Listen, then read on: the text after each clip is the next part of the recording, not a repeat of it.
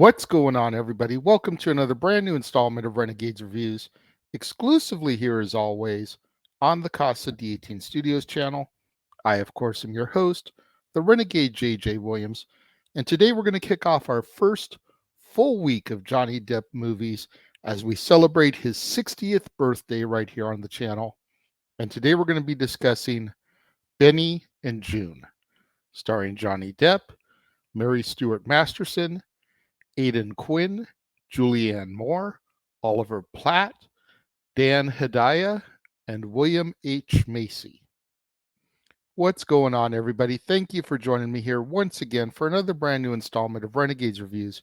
As I send the introduction, today we're going to kick off our first full week of Johnny Depp movies as we celebrate his 60th birthday here on the channel.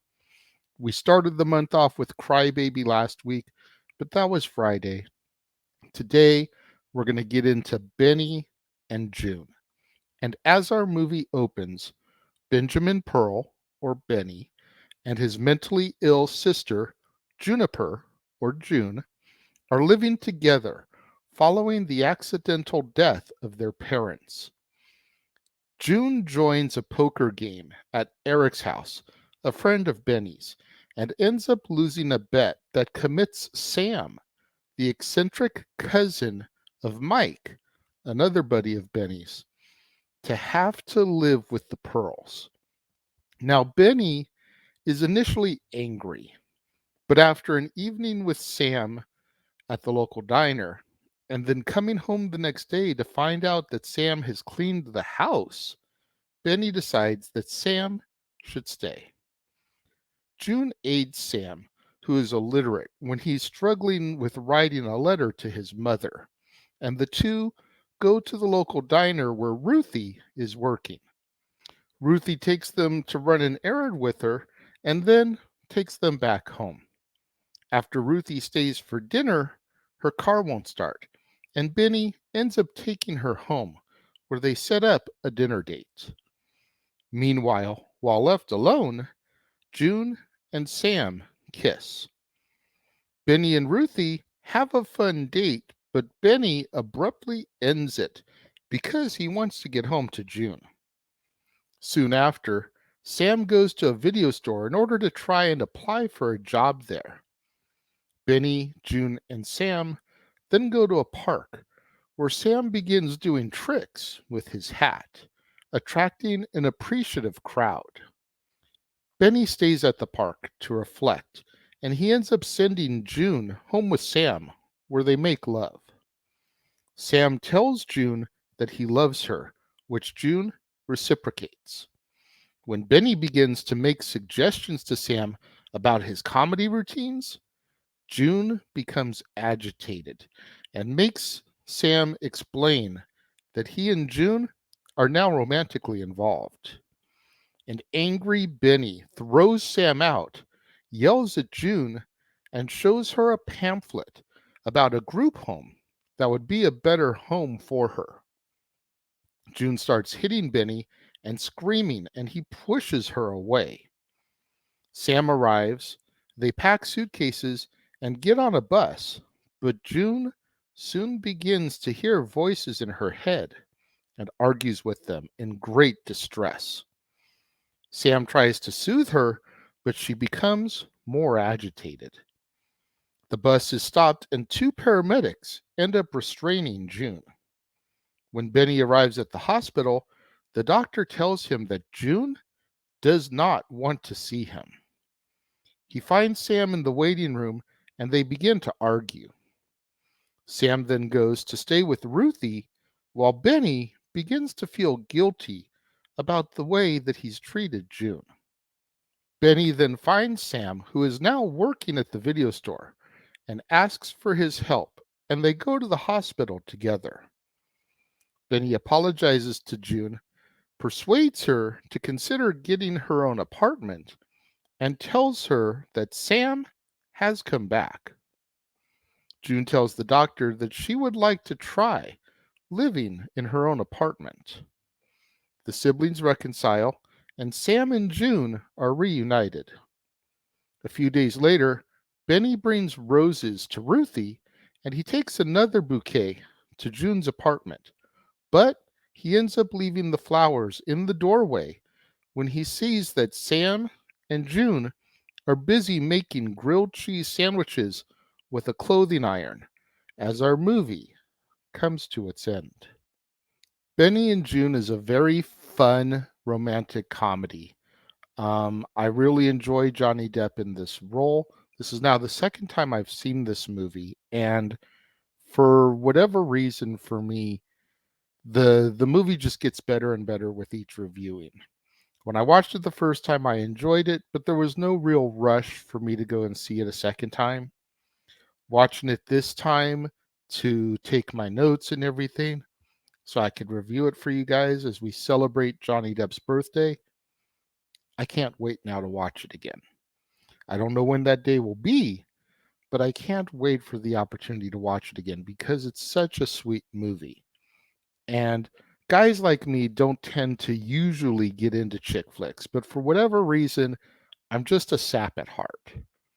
So when I see a cute love story film like this, I just gravitate towards it. And then you factor in Johnny Depp and his Buster Keaton impressions throughout the movie here with some of his comedy routines and the two roles in the diner and the shtick with the hat in the park. Like, now you're throwing back to classic Hollywood and comedy that I wish that they made still these days because they don't make movies like that anymore.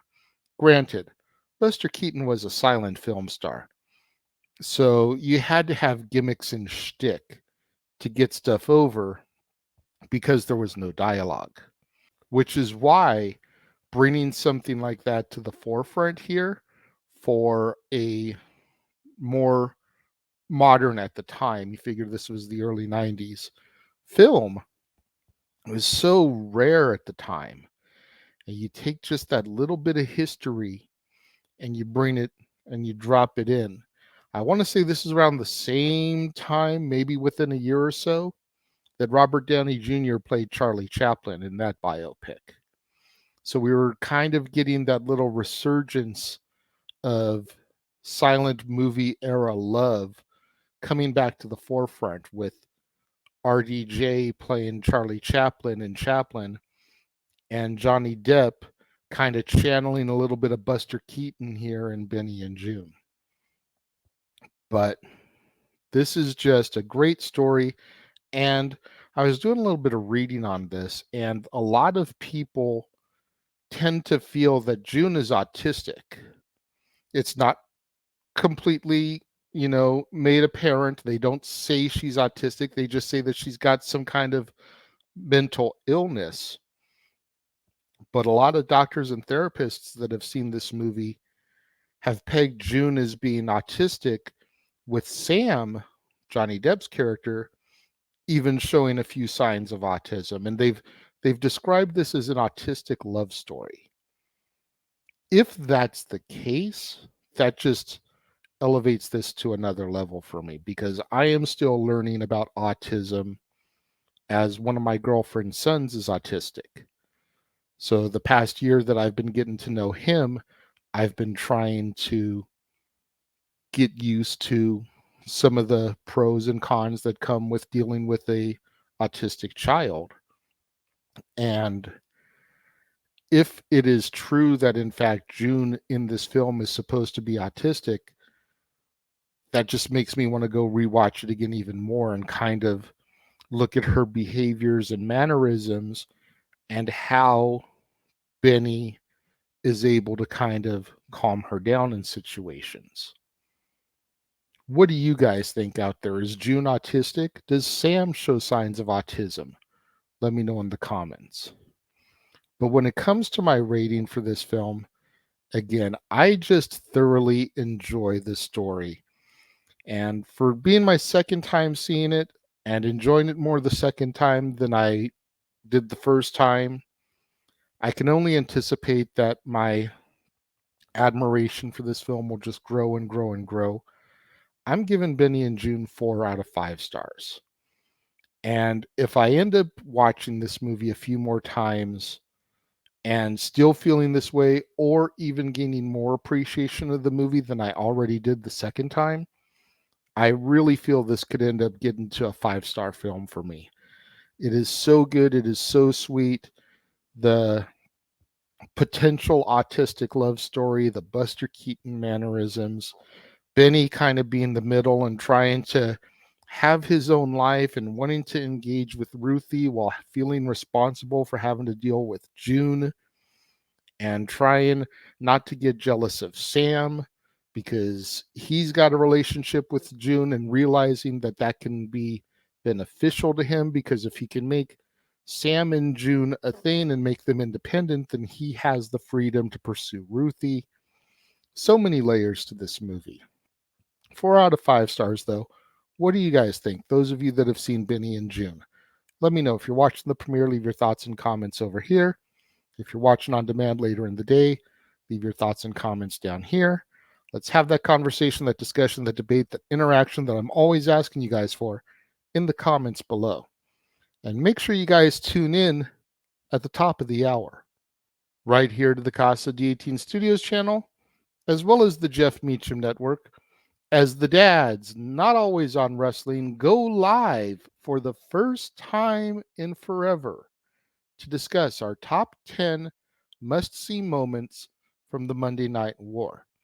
Now, just because these are the top 10 must-see moments from the Monday Night War does not mean that they had to happen on Raw or Nitro, respectively. As long as those moments occurred during those years of the war, then it is a countable moment. It could have happened at a pay-per-view. It could have happened on Thunder.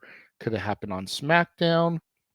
As long as the moment occurred during the time of the Monday Night War, we count it. And then tomorrow, right here on the Casa D18 Studios channel, the Jeff Meacham Network, and across the Jeff Meacham Network multiverse of media, it'll be time once again for the flagship show, Talk Wrestling with Jeff Meacham. 7:05 Pacific, 10:05 Eastern, either immediately after WWE NXT if you're on the East Coast, or just before WWE NXT if you're here on the West Coast. And then we will be back here on Wednesday on the Casa D18 Studios channel for another brand new installment of Renegades Reviews. And we're going to be discussing Don Juan DeMarco, starring Johnny Depp, Marlon Brando, Faye Dunaway, Talisa Soto, Rachel Ticotin, Tommy Lister Jr., and Selena Quintanilla Perez. You don't want to miss out on any of that content right here on the Casa D18 Studios channel, the Jeff Meacham Network, across the Jeff Meacham Network multiverse of media. We've got the dads, not always on wrestling, coming up at the top of the hour. We've got Talk Wrestling tomorrow. We've got Throwback Thursday this week. And we've got still almost an entire month of Johnny Depp movies to go through here on Renegades Reviews. You don't want to miss any of it. So make sure you smash that like button.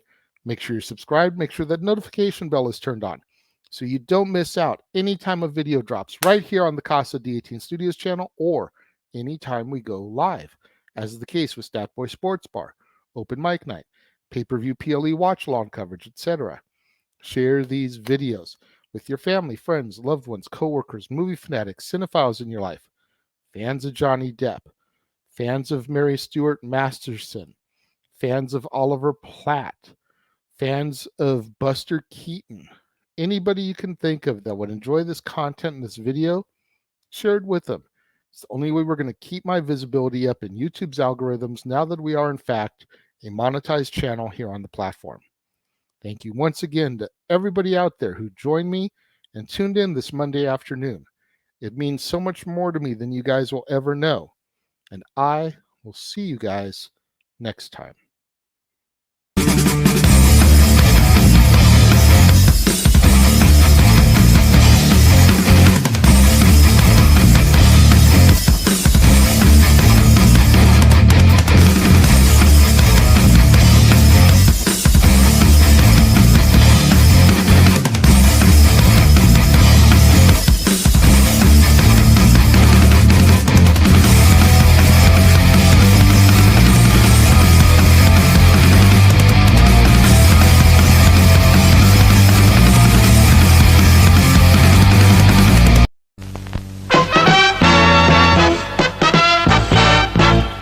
And now, preview time. So let's take a look at what's coming your way.